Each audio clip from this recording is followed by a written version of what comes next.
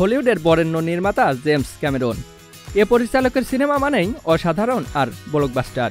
James Cameron নির্মিত সবচেয়ে আলোচিত, বিখ্যাত আর নজরকাড়া সিনেমাগুলোর অন্যতম টাইটানিক। ব্যয়বহুলের সিনেমা 1997 সালে মুক্তি পায়। সিনেমাটির মূল গল্প গড়ে উঠেছে বহুল আলোচিত টাইটানিক জাহাজকে কেন্দ্র করে।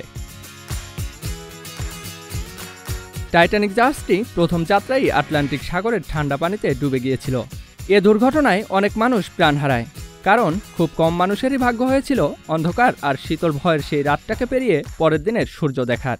আর সেই কয়েকজন সৌভাগ্যবানের মধ্যে ছিলেন রোজ নামে একটি মেয়ে। জাহাজে খুঁজে পাওয়া নিজের ভালোবাসার মানুষ জ্যাকের মৃত্যুর মধ্য দিয়ে বেঁচে ফিরেছিলেন তিনি। সিনেমাটিতে রোজ চরিত্রে অভিনয় করেন কেট উইন্সলেট, আর জ্যাকের ভূমিকায় অভিনয় করেন লিওনার্দো ডিকাপ্রিও। এক সংবাদ মাধ্যমে জানা যায়, কেট উইন্সলেট টাইটানিক সিনেমায় অভিনয়ের জন্য পারিশ্রমিক নিয়েছিলেন $2 মিলিয়ন। এর সিনেমায় অভিনয়ের আগে জনপ্রিয় ছিলেন না তিনি। অন্যদিকে জ্যাক চরিত্র রূপায়ণের জন্য $2.5 মিলিয়ন পারিশ্রমিক নিয়েছিলেন লিওনার্দো ডিকাপ্রিও। এছাড়াও শোনা যায়, সিনেমাটির আয়ের 1.8% লভ্যাংশ নেওয়ার বিষয়েও আলোচনা করেছিলেন লিওনার্দো। রোজ চরিত্রে কেট ছাড়াও আরও কয়েকজন জনপ্রিয় অভিনেত্রী প্রতিদ্বন্দ্বী ছিলেন।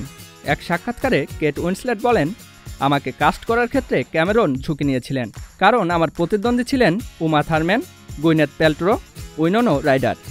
কিন্তু সৌভাগ্যক্রমে আমি কাজটি করার সুযোগ পেয়ে যাই। তৎকালীন সময়ে পৃথিবীর সবচেয়ে বড় বাজেটের ছবি টাইটানিক। এই চলচ্চিত্র তৈরিতে মোট ব্যয় হয়েছে প্রায় $200 মিলিয়ন। 1997 সালের 19 ডিসেম্বর মুক্তি পাওয়া সিনেমাটি সমালোচক ও দর্শক সবার কাছ থেকেই বিপুল প্রশংসা পায়। সর্বকালের সবচেয়ে বেশি উপার্জন করা 14টির মধ্যে 11টি ক্ষেত্রেই একাডেমি পুরস্কার জিতে নেয় সিনেমাটি।